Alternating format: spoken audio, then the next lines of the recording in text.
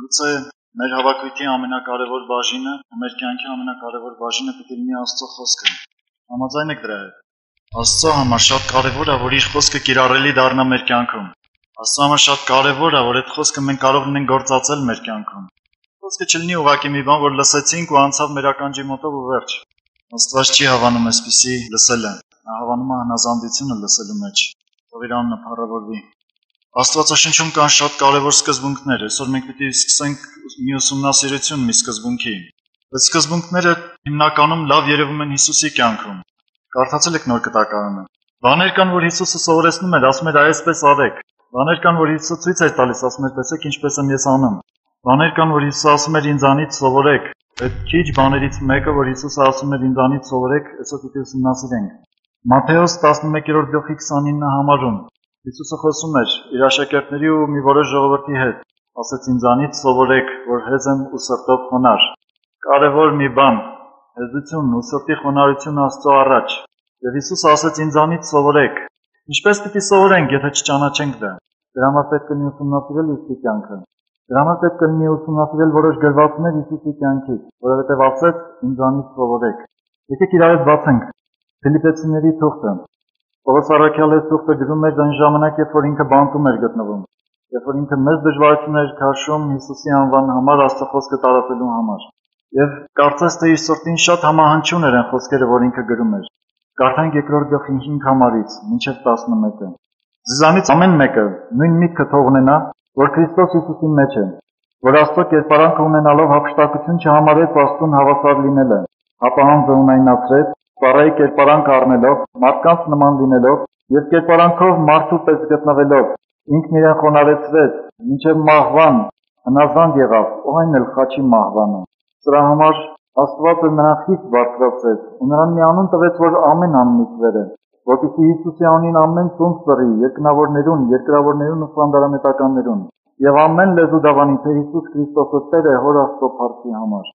Ամեն, թող իր անունը փառավորվի։ Ինչքան օրհնյալ խոսքեր են գրված Հիսուսի համար։ Նկատում եք, այս խոսքերի մեջ կա մի վայրեջք, որտեղ Հիսուսը իջնում է ու հետո կա մի վերելք, որ խիստ բարձրանում է։ Եվ սրանք երկուսը իրար հետ շատ խիստ կապված են։ Ուսը աստվածաշնչային սկզբունք է, շատ տեղերում Հիսուսը սովորեցնում էր, ասում էր այն մարդը, որ իր անձը կբարձրացնի, նա պիտի խոնարհվի, նա պիտի իջնի, Աստծո կողմից պիտի իջեցվի։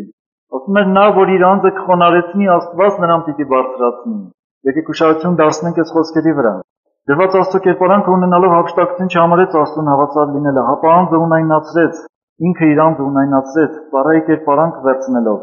մարդկանց նման լինելով, կերպարանքով մարդու պես գտնվելով, ինքը իրեն խոնարհեցրեց, մինչև մահվան հնազանդ եղավ, ու այն էլ խաչի մահվանը։ Նկատում ենք, որ ինքը իրեն, Հիսուսը ինքը իր անձի հետ էր վարվում այդպես։ Ինքն էր ունայնացնում իր անձը, ինքն էր խոնարհեցնում իր անձը, ինքն էր, որ հափշտակություն չէր համարում Աստծուն հավասար լինելը, ինքն էր անում իր հետ։ Եվ հետո կարդում ենք 9 համարից սկսած, գրվածը սրա համար, որովհետև ինքը իր անձը խոնարհեցրեց, սրա համար Աստվածը նրան խիստ բարձրացրեց։ Մի կողմը Հիսուսին էր, մյուս կողմը Աստծունը։ Հիսուսը որպես մարդ ապրելով երկրի վրա իր ամբողջ կյանքի էությունը դա էր, որ ինքը խոնարհեցներ իր անձը Աստծո առաջ։ Ինքը իջներ ու իջներ, եւ գրվածը դրա համար Աստված նրան խիստ բարձրացրեց։ Աստված նրան խիստ բարձրացրեց։ Կարծես թե համեմատական է դառնում իրար հետ։ Ինչքան մարդը իջեցնում է իր անձը, այնքան էլ Աստված կարողանում է այդ մարդուն բարձրացնել։ Ինչքան մարդը իր անձը բարձր է պահում, այնքան Աստված թույլ է տալիս, որ այդ մարդը ընկնի դեպի ցած։ Այստեղ գրված են աստիճաններ, ինչպես Հիսուսը իջավ, եւ գրված են աստիճաններ, ինչպես Աստված նրան բարձրացրեց։ Գրված Աստծո կերպարանքը ունենալով, հափշտակություն չհամարեց Աստծուն հավասար լինելը։ 5 համարում գրված է. ձեզանից ամեն մեկը նույն միտքը թող ունենա, որ Հիսուս Քրիստոսի մեջ էր։ Հիմա այս խոսքի ժամանակ երբեք չմտածես քո հարևանի մասին։ Ինչ որ կլսես, մտածիր քո մասին։ Չմտածես քո կողքինի մասին, այս ինչը պատմում եք նա, այ թող լսի խոնարհվի։ Չէ, մտածիր քո մասին։ Դա ճիշտ չի, որովհետև խոսքը լինելու է քո անձի մասին անձամբ։ Աստված ամեն մի խոսքը տալիս է քո անձի համար, չի տալիս ուրիշների համար։ Թող ամեն մեկը իրեն նայե սրա մեջ, որովհետև գրված է. ձեզանից ամեն մեկը նույն միտքը թող ունենա, որ այս աստիճաններով ինքը իջնի, որպեսզի Աստված կարող լինի բարձրացնել քեզ։ Ուզում ես, որ Աստված քեզ բարձրացնի Հիսուսի մեջ, ուզում ես, որ Աստված քեզ բարձրացնի մարդկանց սրտերում, մարդկանց աչքին, քեզ պետք է մի բան՝ իջնել Աստծո առաջ, իջնել Աստծո առաջ։ Դա կարող ես դու անել, դա Աստված չի անելու քո կյանքում։ Եվ հակառակը, բարձրացնելը դու չես կարող անել, Աստված պիտի անի քո կյանքում։ Մարդիկ կան, որ ձգտում են, փորձում են, իրենց գովում են, ինչ այս անում են, որ մարդիկ իրենց լավը տեսնեն, հակառակը մարդիկ իրենց վատն են տեսնում։ Աստված չի բարձրացնում նրան։ Կարդացել եք Դանիելի մարգարեությունը։ Գրված է մի թագավորի մասին Նաբուկոդոնոսոր անունով։ Բաբելոնի ամենահզոր ժամանակաշրջանն էր դա, Բաբելոնի թագավորության ամենահզոր ժամանակաշրջանը, ամենահարուստ թագավորներից մեկը, որ կանգնել էր ու ինքը իրեն էր գովում։ Ու մի գիշեր գրված է իր պատշգամբում զբոսնելու ժամանակ նայում էր երկնքին, նայում էր երկրին, ասում էր՝ միթե սա չէր այն Բաբելոնը, որ ես կառուցեցի, այսպես խոսելով։ Ու գրված անմիջապես երկնքից մի ձայն եղավ. «Ես ասացի, որ քեզանից գնաց քո թագավորությունը»։ Ու հենց այդ ժամանակ այդ թագավորությունը գնաց նրանից։ Իր ծառաները ապստամբեցին իր դեմ, իրեն գցեցին որպես թագավոր ցած, այլ թագավոր չէր, ու երկար ժամանակ ինքը չեղավ էլ թագավոր։ Մինչև ինքը հասկացավ, որ երկրի իշխանությունների, թագավորությունների վրա իշխող կա, կենթանի Աստված կա։ Ու երբ որ հասկացավ, գրված Աստված նորից նրան դրեց այդ Բաբելոնի իշխանության ու թագավորության վրա։ Այն ժամանակ գրված է արդեն իր պատշգամբում, իր պալատների մեջ քայլելով էլ չէր գովում ինքը իրեն։ Չէր ասում ես կառուցեցի այս Բաբելոնը։ Ինքը խոսեց ու ասեց, ես գովում եմ երկնքի Աստծուն, այս սա էր կարևոր։ Եկեք անցնենք Հիսուսին։ 6 համարում գրված Աստծո կերպարանքը ունենալով հափշտակություն չհամարեց Աստծուն հավասար լինելը։ Հաճախ դժվար է լինում խոսել այն անձանց հետ, ովքեր բողոքում են Հիսուսի աստվածության դեմ։ Գրված Աստծուն հավասար լինելը։ Նա հավասար էր Աստծուն, բայց հափշտակություն չհամարեց Աստծուն հավասար լինելը։ Իջավ ցած այդ հավասարությունից։ Գրված Աստծո կերպարանքը ունենալով, այսօր մարդիկ շատ բարձր են իրենց տեսնում չունեցած տեղը։ Ինքը ուներ Աստծո կերպարանքը, Աստծուն հավասար էր ու չհամաձայնվեց, չհափշտակվեց դրանով։ Հափշտակվել, ավելի շատ գերվել, տարվել, գայթակղվել, հրապուրվել մի բանով, բարձրությունով։ Գիտեք, սա միշտ եղել է մարդկության դժվարությունը՝ լինել մյուսներից ավելի բարձր։ Սա միշտ եղել է մարդկանց սրտի փափագը կարծես, լինել մյուսներից ավելի բարձր, որ մարդիկ ինձ նայեն ասեն՝ «Օ, նա, սա երևի ձգտել ու փափագել ամեն մի մարդ իր սրտի խորքում»։ Հաճախ սա կատարվում է անգիտակցորեն։ Մարդը իր գիտակցության մեջ չի որոշում, որ այսպես լինի, բայց իր ենթագիտակցության մեջ հաստատ կա սա։ Ու մի հասարակ բան կարող է վերցնի ու սկսի բարձրանալ ու բարձրանալ։ Հիսուսը գրված Աստծուն հավասար լինելը հափշտակություն չհամարեց, գայթակղություն չհամարեց, հրապուրանք չհամարեց, թողեց Աստծուն հավասար լինելը ու իջավ երկիր, սկսեց խոնարհվել այդտեղից։ Սա մի process էր, որ տեղի էր ունենում սրտում, ներսում։ Գիտեք, մարդիկ շատ արարքներ են գործում, շատ բաներ են խոսում։ Բաներ կան, որ մեզանից դուրս են, եւ այն, որ մենք գործում ենք, մեզանից դուրս է գործվում, ու մարդիկ տեսնում են դա։ Բաներ կա, որ մեր մեջ են, ու ոչ մեկը չի տեսնում բացի Աստծուց ու մեզանից։ Ոչ ոք։ Կարող են մեր գործերը խոսել մեր ներսում եղածի մասին, կարող են մեր խոսքերը խոսել մեր ներսում եղածի մասին։ Հափշտակվելը, գերվելը, ինչ որ գրված է այստեղ այս բառը, գայթակղվելը, հրապուրվելը, սա մի բան է, որ կատարվում է ներսում, եւ կարա իր հետևանքը թողնի դրսում։ Բայց ամենաառաջինը դա կատարվում է մարդու ներսում, սրտում։ Ինչ է կատարվում։ Մարդը գերվում է դրանով, հափշտակվում է, կարծես թե ինքը դառնում է այդ մտքին, այդ գաղափարին գերի, որ ինքը պիտի լինի մյուսներից բարձր։ Նայեք աշխարհում ինչքան մարդիկ են ձգտել դրան, ինչքան մարդիկ ձգտել են համաշխարհային տիրակալության։ Նույնիսկ ֆանտաստիկ գրքեր են գրվել, որ մեկը հասել է այդպիսի համաշխարհային տիրակալության, կամ փորձել է հասնել։ Պատմության մեջ ինչքան են այդպիսիները։ Միայն մի բան է եղել, հափշտակվել է, գերվել է դրանով։ Նա չգիտի, որ մահկանացու է ինքը, ու մի օր իր կյանքը պիտի վերջանա, բայց մեկը գերում է դա։ Կյանքի գնով լինի, ինչի գնով լինի, ինքը ձգտում է հասնել դրան, բարձրությանը։ Հիսուսի գտնված տեղից ավելի բարձր ոչ ոք չէր կարող լինել։ Այն, որ ինքը հավասար էր Աստծուն, դրանից բարձր ոչ ոք չէր կարող լինել։ Այն, որ ինքը ուներ ամենագիտություն, դրանից բարձր ոչ ոք չէր կարող գիտություն ունենալ։ Ինքը չհափշտակվեց դրանով, մյուսներից բարձր լինելով։ Ինքը չհափշտակվեց, չգերվեց, չհրապուրվեց դրանով։ Իջավ երկիր, սկսեց խոնարհվել։ Եթե Հիսուսը, որ ուներ այդ կերպարանքը, որ ուներ բոլոր իրավունքը բոլորից բարձր լինելու չհափշտակվեց, չափ առավել մենք։ Աստված արել էր երկու արարած, հրեշտակներ եւ մարդիկ։ Ու ինչ տեղի ունեցավ։ Երկուսին էլ տվեց ազատ կամք, այսինքն ընտրության հնարավորություն։ Ասես դու ազատ ես ընտրելու ինչ որ ուզենաս։ Տես, ես եմ արարիչը, ստեղծել եմ այսքան բաներ, եթե կարդաք Ծննդոց գիրքը, երբ որ Աստված ստեղծում էր կենդանիներին, Ադամը դա տեսնում էր իր աչքերով, որովհետև գրված է, որ հարմար օգնական էր փնտրում իր համար։ Հետո այդ բոլոր կենդանիներին բերեց Ադամի առաջ, Ադամը սկսեց անուններ դնել ու գրված է ինչ անուն որ դրեց, այդպես էլ մնաց անունը։ Ու այս բոլորը ինքը տեսնում էր իր աչքով, ինքը գիտեր ով է Աստված։ Եվ իմանալով հանդերձ, այս բոլոր տեղի ունենում նաև հրեշտակների աչքի առաջ, նրանք տեսնում էին այդ բոլորը, գիտեին ով է Աստված։ Եվ այս գիտության ամեն ինչի մեջ Իրենք ունեին ազատ կամք, հնազանդվելու Աստծուն կամ չհնազանդվելու Աստծուն, Աստծո ծրագրի մեջ գտնվելու կամ չգտնվելու։ Եվ երկու անձանց կյանքում էլ տեղի ունեցավ անկում։ Առաջինը տեղի ունեցավ հրեշտակի կյանքում։ Գիտեք դա ինչպես եղավ։ Եկեք իրար հետ կարդանք Եզեկիել մարգարեությունից մի փոքրիկ հատված, 28-րդ գլխում է գրված։ Սկսում է 11-ից ու շարունակվում է, բայց մենք կարդանք միայն մի խոսքը 17-ը։ Գրված է քո գեղեցկությանդ համար սիրտը հպարտացավ։ Քո վայելչությանդ պատճառով քո իմաստությունը տավերեցիր։ Ես էլ քեզ գետինը նետեցի, քեզ թագավորների առջև տեսարան լինելու դրեցի։ Սա գրված է հրեշտակի համար։ Սա այնտեղով գրում է դու քերովբե էիր, 12 համարում տեսեք, 17 համարում ասում է քո գեղեցկությանդ համար քո սիրտը հպարտացավ, քո վայելչությանդ պատճառով քո իմաստությունը տավերեցիր, փչացրեցիր կարծես թե։ Միշտ էսպես է, որ մարդը ինքը ձգտում է բարձրանալու։ Աստծո ամեն մի ստեղծվածը կատարյալ է, Աստված ինքը կատարելություն լինելով թերի ոչինչ չի ստեղծում։ Կատարյալ է ստեղծել նրան, թե իմաստությունով, թե գիտությունով։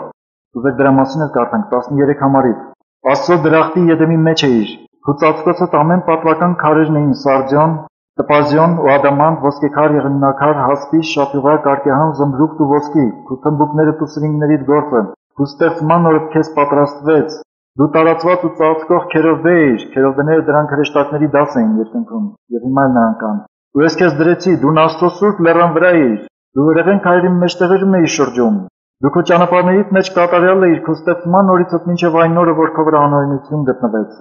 Եվ անօրենությունը գտնվեց միայն մի պատճառով, որ ինքը իրավունք ուներ չհնազանդվելու Աստծո կամքին, ընտրություն ուներ դուրս գալու Աստծո կամքից։ Քո առուտուրի շատությանը համար, այս առուտուրը Աստծո կամքի հետ էր։ Երբ որ վիճում էր Աստծո հետ, Աստված ասում էր այսպես լինի, ինքը ասում էր մի քիչ էլ այսպես լինի, առուտուր էր անում Աստծո հետ։ Քո մեջը զրկանքով լցվեց, դու մեղք գործեցիր, Աստծո լեռնից իբրև պիղծ ես քեզ վայր նետեցի։ Ով ծածկող քերովբե գրված է, հրեղեն քայլի մեջից քեզ բնաջինջ արեցի։ Այսպիսի խոսքեր է գրված, որ դու կատարյալ էիր ստեղծված, բայց դու ոչ կատարելությունը ու պղծությունը ու մեղքը ընտրեցիր։ Եվ գրված է քո գեղեցկությունը պատճառ եղավ, որպեսզի դու հպարտանաս։ Քո գեղեցկությունը պատճառ եղավ։ Պատկերացնում եք երկինք, հրեշտակներ, քերովբեներ, որ քերովբեների մեջ մեկը, որ ստեղծված է ավելին, քան մյուս հրեշտակները, եւ իրեն իշխանություն է տրված հրեշտակների 1/3-ի վրա, դա էլ մի ուրիշ տեղում է գրված։ Եվ հրեշտակների 1/3-ը իր ետևից էր գալիս, հնազանդվում էր իրեն,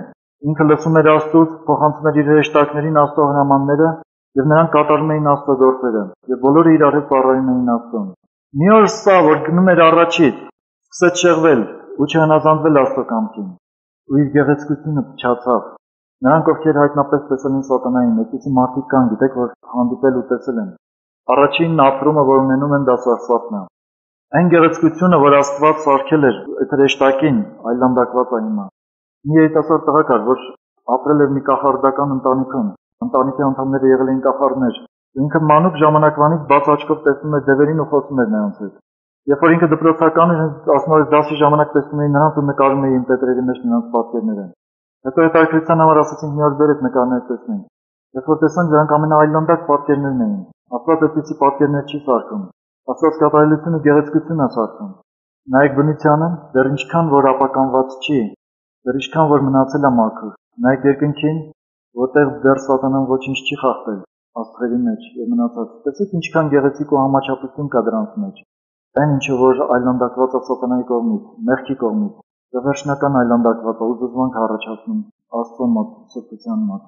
Սրա համար պատճառ եղավ գեղեցկությունը։ Ընդհանրապես մարդը միշտ ինչ որ պատճառ գտնում է իրեն բարձր տեսնելու մյուսներից։ Այս հրեշտակի համար գեղեցկությունն էր պատճառը։ Այսօր էլ հաճախ գեղեցկությունը լինում է մարդկանց համար պատճառ։ Թե տղաների թե աղջիկների դա կապ չունի։ Երկուսի համար լինում է պատճառ, որպեսզի իրենք իրենց բարձր տեսնեն ուրիշներից։ Դավիթի որդիներից մեկը Աբիսալոմը նրա մասին կարդացել եք, գրված է ոտքից մինչև գլուխ կատարյալ էր։ Մի թերություն չկար, ու մարդիկ աղջիկները արագ սիրահարվում էին նրա վրա։ Ու գրված այնքան շատ մազեր ուներ, որ տարին մի անգամ էր կտրում ու կտրելուց հետո կշռում էր իր մազերը։ Մարդ, որ հպարտացած էր, բարձրացած էր, ինքը շատ ծանր անկում ունեցավ։ Մեկը սպանեց իրեն այն ժամանակ, երբ որ ինքը դուրս էր եկել իր հոր դեմ։ Ինքը ուզում էր իր հորը սպանել, մի ուրիշը սպանեց իրեն։ Պատմությունը դու կարող եք կարդալ։ Մարդիկ այսօր էլ ձգտում են դրան։ Իրենց գեղեցկությունը իրենց ավելի բարձրացույց տալիս, քան թե մնացած մարդիկ։ Թեկուզ մարդը իր գիտակցության մեջ սա չի դնում։ Ինքը գիտակցորեն թեկուզ չանի էլ, իր սրտի խորքում, ենթագիտակցության մեջ ինքը սիրում ու փայփայում է այս պահը։ Ու հերիք մեկը իրեն ասի, վայ ինչ գեղեցիկ ես։ Անմիջապես դա բարձրանում է, սմաշոյվել, իրեն լավ ազգում։ Գիտես ինչու՞, որովհետև ենթագիտակցության մեջ իր սրտի խորքում դա կար։ Դա կա այն մեղքի բնության մեջ, որը Ադամը ստացավ ու փոխանցեց իր ամբողջ ծերունդին, որով մենք ծնվում, մեծանում ենք, բայց Աստված այդպես չի թողնում։ Սրա մի հրեշտակն էր, սա մի էակ էր, որը իր հետևից տարավ հրեշտակների 1/3-ը ու հիմա դրանք կոչվում են դևեր։ Սա անկում տեղի ունեցավ։ Երկրորդ արարածը դա մարդն էր։ Աստված ստեղծեց մարդուն, գրվածը նրան ստեղծեց իր պատկերով ու իր նմանությամբ, սա կատարելության մասին է խոսում։ Աստված մեղքով չստեղծեց Ադամին ու Եվային, ստեղծեց իր պատկերով իր նմանությամբ։ Այս պատկերն ու նմանությունը մի քանի կողմ ունեն։ Դրանցից մեկը բնությունն էր, իմաստությունն էր, գիտության որոշակի չափ էր, որ ուներ Ադամն ու Եվան։ Նրանք ստեղծված էին ծառերի պարտեզի մեջ, ու Աստված իրենց տվեց իշխանություն, ասեց գործեք պարտեզում ու պահեք պարտեզը։ Իշխանություն տվեց բոլոր կենդանիների վրա, թռչունների վրա, ամեն ինչի վրա, ինչ որ կար, բնության վրա, Ադամին ու Եվային, ու երկու հոգի էին ընդամենը երկրի վրա մարդկանցից։ Դրանց երկուսի առաջ միայն մի արգել տվեց, ասեց բոլոր ծառերից կարող եք ազատ ուտել, բայց այս մի ծառի պտուղը չուտեք։ Այս արգելքը միայն մի բանի համար էր, ցույց տալու համար, որքանով դուք հնազանդ եք Աստծուն, եւ ցույց տալու համար, որ դուք ունեք ազատ կամք։ Եթե չլիներ ոչ մի արգելք, ոչ մի ձև չէր երևա, որ նրանք ազատ կամք ունեն։ Պատկերացրեք դուք ապրում եք մի սենյակում ու հնարավորություն չունեք դուրս գալու։ Դուք ասեք թե ազատ եք։ Եթե Ադամն ու Եվան փակված լինեին Աստծո կամքի մեջ, ու հնարավորություն չունենային այնտեղից դուրս գալու, սա չէր կոչվի ազատություն, եւ չէր կոչվի սիրով մնալ Աստծո կամքի մեջ։ Սա կոչվեր բռնություն Աստծո կողմից։ Դրա համար Աստված թույլ տվեց, բաց արեց այդ մի դուռը, ասեց այս մի ծառից չուտեք, եւ անմիջապես դուրս եկան իրենք այդ դռնից, մնացին Աստծո կատարելության մեջ։ Այստեղ ինչն էր հետաքրքիր։ Եկեք կարդանք Ծննդոց 3-րդ գլխում։ Այստեղ ինչն էր, որ հրապուրեց նրան, իրեն բարձր լինելու ձգեց։ Երբ որ այս պատվերը տվեց, ու հետո գրված է, որ Սատանան մոտեցավ օծի կերպարանքով Եվային ու սկսեց խոսել Եվայի հետ։ Եվ հարցրեց, ասեց, իսկապես Աստված ասեց, որ այս բոլոր ծառերից պիտի ուտեք, ու Եվան պատասխանեց, պարտեզի մեջ եղած Աստված ասեց, բոլոր ծառերից կերեք, բայց այս մի ծառի պտուղից, ասեց նրանից մի ուտեք եւ նրան մի դպչեք, որպեսզի չմեռնեք։ 3-րդ համարից։ Եվ օծը կնոջը ասաց, ոչ թե անշուշտ պիտի մեռնեք, քանզի Աստված գիտի այն օրը, որ նրանից ուտեք, աչքերդ պիտի բացվեն եւ աստվածների պես պիտի լինեք բարին ու չարը գիտենալով։ Եվ կինը տեսնելով, որ ծառը լավն էր կերակուրի համար, հաճելի էր աչքերին, փափագելի էր իմաստուն լինելու համար, առավ նրա պտուղից ու կերավ եւ իր հետ իր ամուսնուն էլ տվեց եւ նա էլ կերավ։ Ինչը կնոջը հրապուրեց բարձր լինելու։ Չէ՞ իմաստությունը։ Ասած կլինես իմաստուն աստվածների պես, Աստված գիտի, որ այդպես կլինես, դրա համար արգելել է դա։ Խաբեց կնոջը։ Լինել անմիջապես գնաց դրան, ասեց, օ, Աստծո հավասար լինեմ իմ իմաստությունով։ Սա մեծ հրապուրանք է։ Հիշում եմ մի անգամ միտեղ մի մարդու վկայում էի, պատմում էի Աստծո մասին, գիտեք ինչ ասեց։ Ասեց, ես մի բան եմ փնտրում, իմանամ ով է Աստծուն ստեղծել, այսա որ իմանամ, Աստծուց բարձր կլինեմ։ Ինքն էլ չի հասկանում ինչ ասում, ինքն էլ չգիտի դրա վերջը ուր է տանում։ Սա մի հրապուրանք է ցանկացած մարդու համար լինել Աստծուն հավասար, լինել Աստծուց բարձր, գիտեք ինչու։ Որովհետև այդ բնությունը փոխանցվել է մեզ ժառանգաբար։ Մարդիկ չգիտակցելով մի ձգտում են բարձր լինել իրենց կողքիններից, իրենց շրջապատից։ Հաճախ Աստծուն հավասար լինել, սա նշանակում է լինել բարձր բոլոր մարդկությունից ու ամեն ինչից։ Եվ այն էլ դա հրապուրեց։ Մարդիկ հրապուրվում են ու իրենց բարձր են տեսնում իրենց գիտելիքների պատճառով։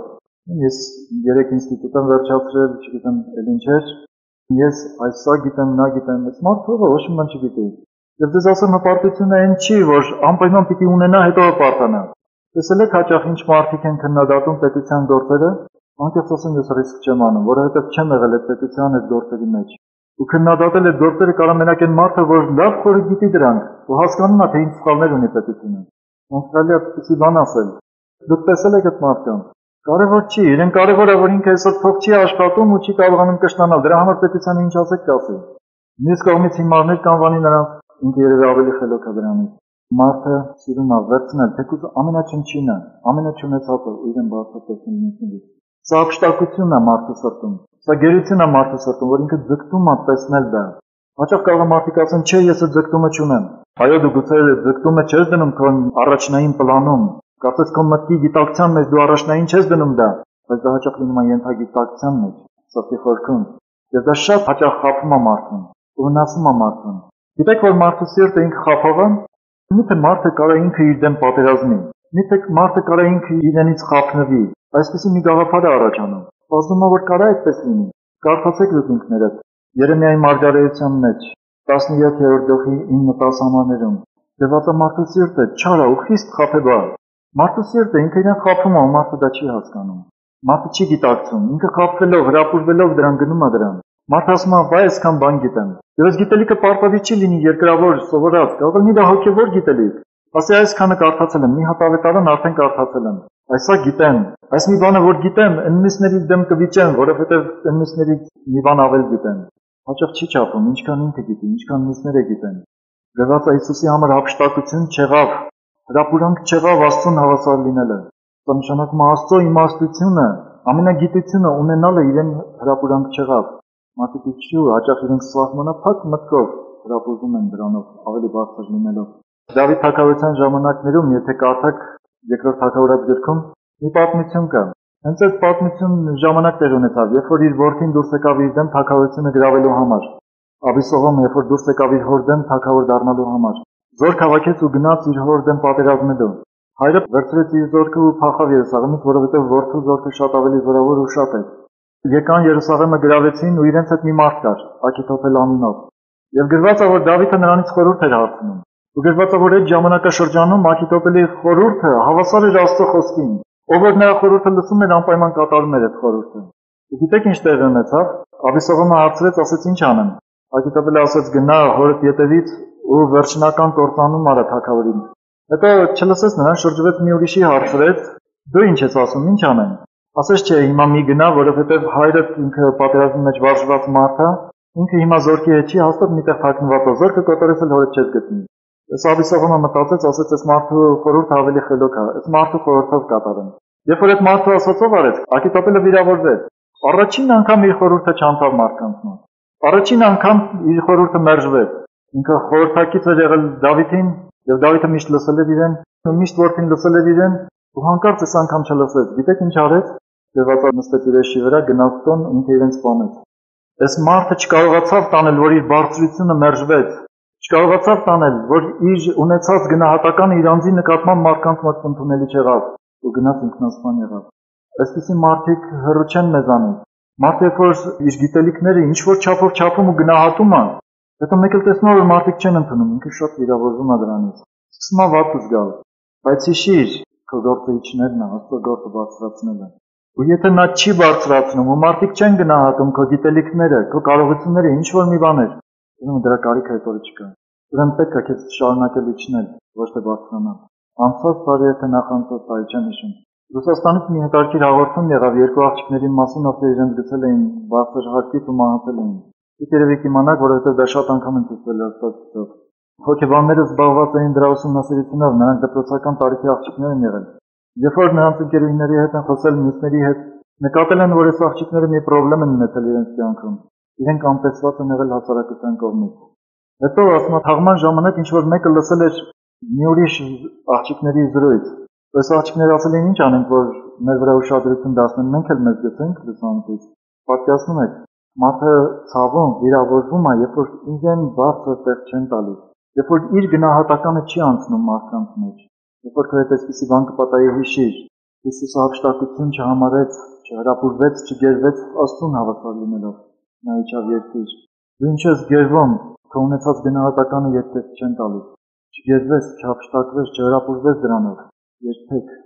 Միայն գիտելիքը, իմաստությունը կամ գեղեցկությունը չի,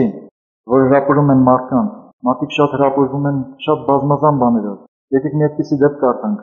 Նոր Կտականում, երբ որ Հիսուսը եկավ, ես ասեմ, որ Հիսուսի անունը որպես փրկիչ Իսրայելում առաջին անգամ չէր, որ նա հայտնվում էր։ Իսրայելում շատ փրկիչներ էին եղել, թեկուզ անունները Հիսուս չէր եղել։ Երբ որ Իսրայելը եղել էր ուրիշ ազգերի գերության շրջանում, Աստված միշտ անել էր մի մարդ, որը կարողացել էր առաջնորդել ժողովրդին ու ազատագրել Իսրայելը։ Եվ ահա այդպիսի բազմաթիվ գերություններից ու ազատագրումներից հետո եկել էր մի շրջան, որ Հրեաստանը գտնվում էր հռոմեական կայսրության իշխանության տակ, նորից գերության մեջ։ Եվ բոլորը սպասում էին նորից փրկչին, Մեսիային, որ պիտի գար ու փրկեր իրենց, բայց իրենց պատկերացումները շատ մարմնավոր էին։ Իրենք սպասում էին, որ Գեդեոնի նման, Մովսեսի նման այսպիսի մեկը պիտի լինի, որ առաջնորդի ժողովրդին որպես թագավոր կամ առաջնորդ ու ազատագրի հռոմեական կայսրության իշխանությունից։ Եվ այսպիսի պատկերացումը տալիս էր իրենց հենց իր հետևանքները։ Ու Հիսուսի աշակերտները, որ հավաքված էին, նրանք էլ այսպիսի պատկերացումներ ունեին։ Եկեք Մարկոս ավետարանից մի դեպք կարդանք, գրված է Մարկոս 10-րդ գլխում։ Հիսուսի աշակերտներն էլ այսպես պատկերացում ունեին Հիսուսի մասին։ Սա արդեն Հիսուսի աշակերտների այն ժամանակաշրջանն էր, երբ որ Հիսուսը աշակերտել էր 3 տարի, գուցե մի քիչ էլ ավելի։ Հիսուսը իր վերջին ճանապարհն էր գնում դեպի Երուսաղեմ ու պիտի խաչվեր։ Եվ Հիսուսը հստակ քանի անգամ զգուշացրեց իր աշակերտներին, ասաց ես պիտի գնամ ու խաչվեմ։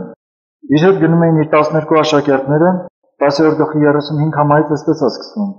Նրա մոտ գնացին Հովհաննեսը Զեբեդեոսի որդիները ու ասացին. «Վարդապետ, ուզում ենք, որ քեզանից ինչ որ խնդրենք մեզ անես»։ Նա էլ ասաց.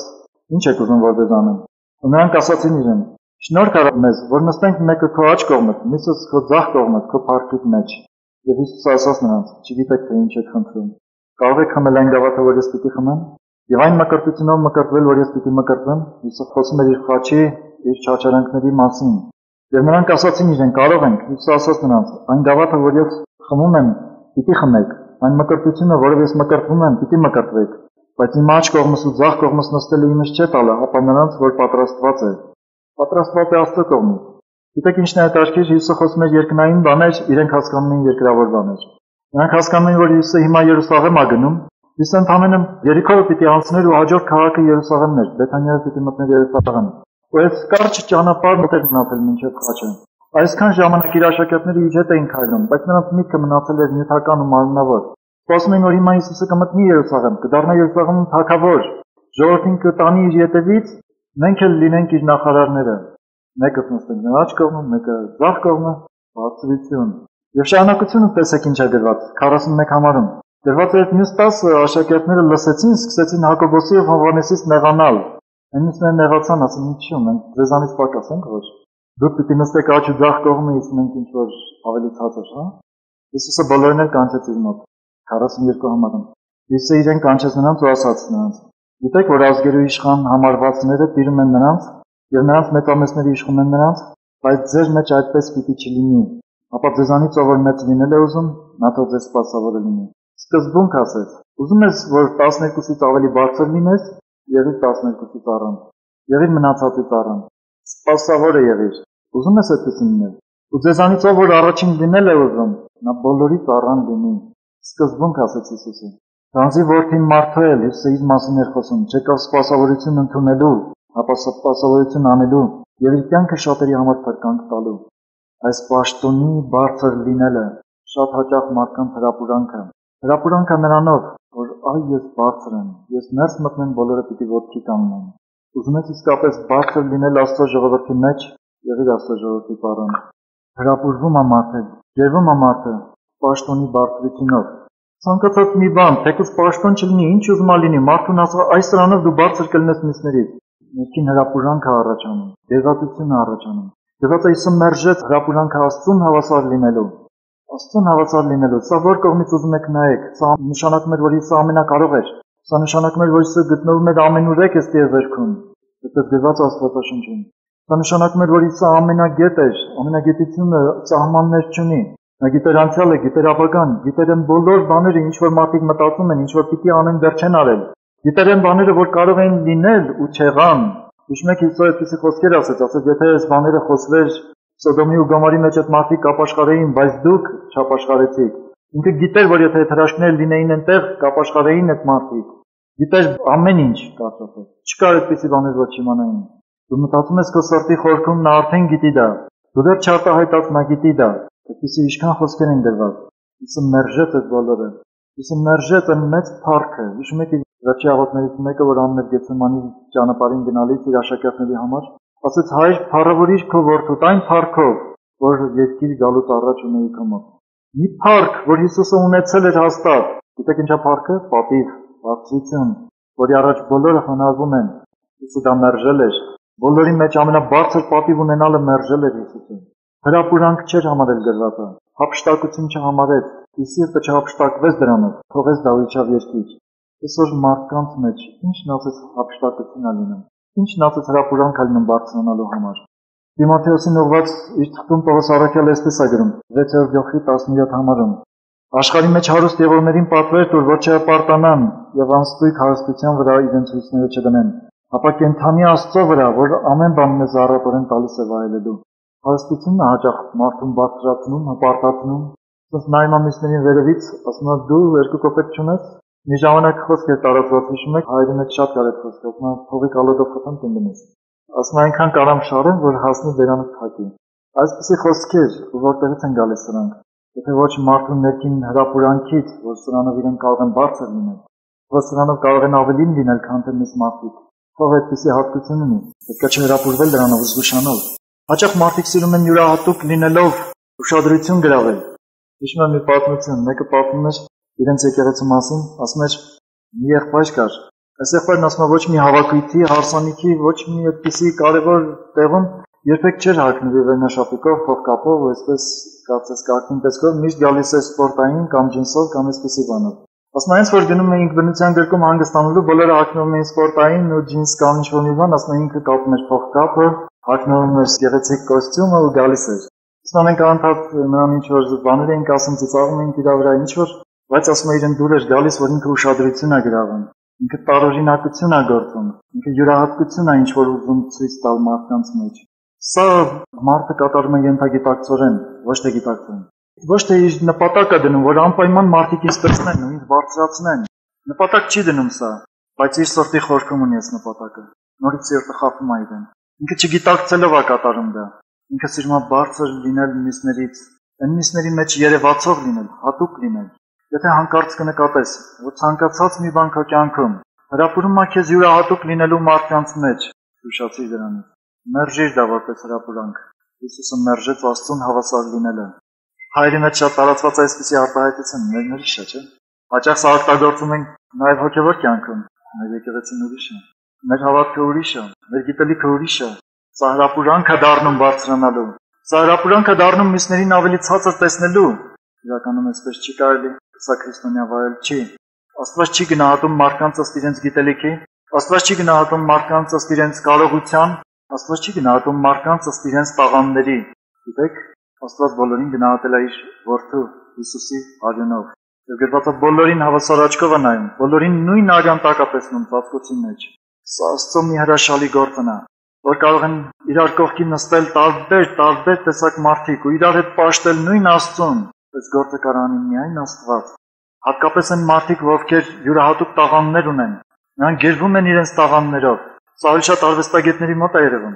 Նրանք հրապուրվում են դրանով, որ իրենք ավելի ունեն այս տաղանդները, իսկ մյուսները չունեն։ Իրենք ունեն այս տաղանդները, իսկ մյուսները չունեն։ Իրենք բարձր են, որովհետև ունեն, մյուսները չունեն, ցածր են իրենցից։ Ու նրանց նայում են վերևից։ Հակառակը, գուցե Աստված նրան է բարձր տեսնում, որովհետև նա իր անձը ցածրացրել է, որովհետև նա իր անձը ցածր է տեսնում, որովհետև չունի քո տաղանդը։ Աստված գերվածա բարեխառնեց մարմինը, ու ոչ մեկին ավելին չտվեց, մյուսին ավելի պակաս։ Բոլորին հավասար տեսնում են որպես մեկ անձնավորություն կամ մեկ Քրիստոսի մեջ գտնվող իր հարցը, իր որդու կինը։ Եկեղեցու համար այդպես է գրված, բայց սա մի ուրիշ անգամ։ Մարդիկ հաճախ իրենց գնահատում են իրենց գործերով։ Մանավանդ նրանք, որ երկար լինում են հավատքի մեջ, մեկ էլ տեսնում են արդեն իրենց գործերը բավականին մաքրվել, սրբացել են։ Գալիս է պահ, որ մեկ էլ սխալներ չեն տեսնում, իրենց արդեն բավական սուրբ են տեսնում են, մեկը գալիս է, մեկ էլ ինչ է խոսում, նոր է եկել, երկու օր, հələ ինչեր է գործում, ինձ հետ է համեմատվում։ Հափշտակություն է դառնում, թեկուզ հոգևոր սրբությունը մարդու համար իրեն բարձր տեսնելու։ Գերություն է դառնում իր սրտում, ինքը հրապուրվում է դրանով իրեն բարձր տեսնելու։ Հիշացիր, Աստված քեզ չի գնահատում քո գործերով։ Միակ բանը, որով քեզ գնահատում է Հիսուսի արյունը, եւ քո կողքիներին էլ գնահատում են նույն արյունով։ Նրանց ես նայում, նայիր Հիսուսի արյունով։ Հիսուսը, որ ստեղծեց երկինքն ու երկիրը, գրված է իր ձեռքերի գործն են դրանք։ Չի հրապուրվում, որ ինքը արել է ամենամեծ գործերը։ Մերժեց այդ հրապուրանքը ու իջավ, մարդացավ, եկավ մարդկային մարմնով։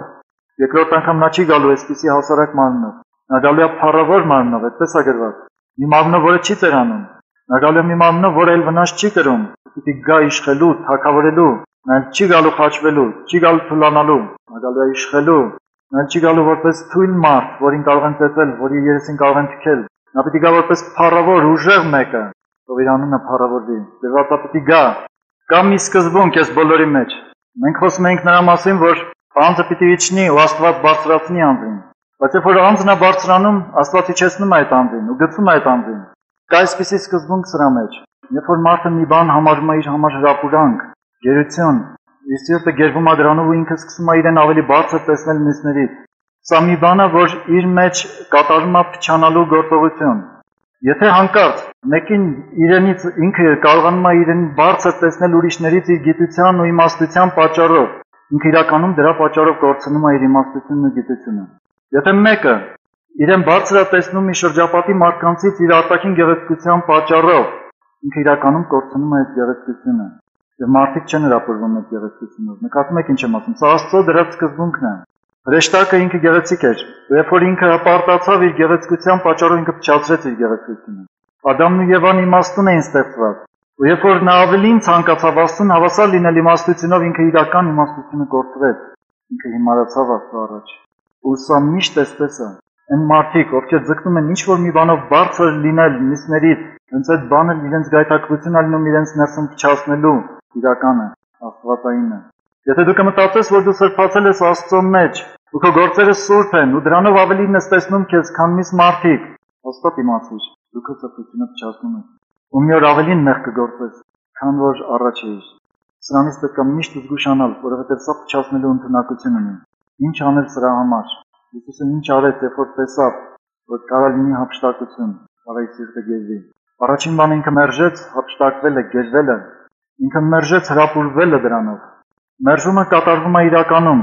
թե գործով, թե խոսքով, դավանանքով։ Մերժումը պիտի կատարվի աղոթքի մեջ։ Աղոթքը ամենակարևոր տեղն է, որտեղ բացվում է մարդու սիրտը։ Ու Աստվածը դուրս հանում է սրտի մեջ եղած հրապուրանքը ու ամեն բաները, որոնք ճիշտ չեն։ Ով է, որ գալիս է Աստծո ներկայության մեջ, ոչ թե 2 րոպեով, 5 րոպեով, այլ երկար ժամանակով։ Հարատևում է Աստծո ներկայության մեջ։ Նա ցույց տուր ինձ իմ սիրտը։ Ինչով եմ ես ինձ այսօր բարձր տեսնում ուրիշներից։ Ինչով եմ ես ինձ բարձր տեսնում ուրիշներից։ Ցույց տուր իմ սիրտը։ Այսօր շատ կարևոր մի բան քրիստոնյայի կյանքում։ Ու սա քրիստոնյայի կյանքում պիտի լինի տևական ու մշտական, որովհետև սա ամենավտանգավոր բանն է։ Մենք խոսեցինք ուրիշ մեղքերի մասին, խոսեցինք մեկի մասին, որը գործեց ի սկզբանե մեղք մարդկության մեջ, դա հպարտությունն է։ Դա հպարտությունն է։ Բարձրությունը միշտ բարձրությունը Աստծո առաջ։ Ես կարող ենք բարձր տեսնել ընդամենը մի հոգուց, սա արդեն մեղքը Աստծո առաջ, բարձրությունը Աստծո առաջ։ Ճիշտ է ճիշտ գնահատելը, բայց միշտ հիշեք, Աստված չի գնահատում այն բաներով, ինչով որ մարդն է գնահատում։ Մարդը գնահատում է գործերով, գնահատում է խոսքերով, կարող է գնահատի գեղեցիկ շարժուձևով, վարքով,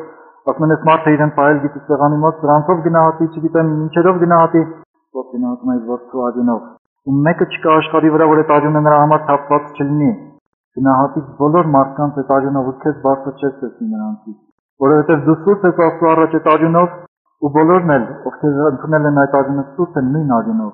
Դու արդար ես այդ արյունով, բոլորն էլ արդար են այդ արյունով։ Գիտելիքը շատ պետք է մերժելու համար հրապուրանքը, այն հրապուրանքը, որը քեզ բարձրացնում է ուրիշներից։ Եվ սա կատարվում է աղոթքի մեջ։ Հաճախ մարդը, որ արդեն որոշակի բարձրացվածություն ունի, իր կյանքում որոշակի հետևանքներ էլ տեղի ունենում դրա պատճառով։ Ինքը սկսում է հաճախակի վիրավորվել, հենց կտեսնես, որ դու վիրավորվում ես։ Իմացիր, որ դու սկսել ես բարձրանալ, ու դրա համար Աստված թույլ է տալիս այդ վիրավորանքները։ Քեզ պետք է առանձնանալ, ու գիտես ինչ անել, աղոթել հատուկ այն մարդկանց համար, ովքեր քեզ վիրավորում են։ Սրտանց բարիք ցանկացիր այդ մարդկանց համար, ում չես կարողանում ներել, ովքեր վիրավորում են քեզ։ Սրտանց բարիք ցանկացիր։ Պետք է սիրտը ինչպես կփոխվի, ամենասրտից խորքից։ Ու այն հրապուրանքը կհեռանա, որ դու իրենից լավն ես, այ դու այդպես չէիր վիրավորի։ Այդ հրապուրանքը կհեռանա։ Հիսուսը հափշտակություն չհամարեց Աստծուն հավասար լինելը։ Իրականում քայլ առ քայլ իջնելու, խոնարհվելու Աստծո առաջ առաջին քայլը հրապուրանքից հրաժարվելն է, կամ հափշտակություն չհամարելը։ Մյուսներից բարձր լինելը հափշտակություն չհամարելը։ Դուք այսօր այսքանով վերջացնենք, ուղղակի կանգնենք։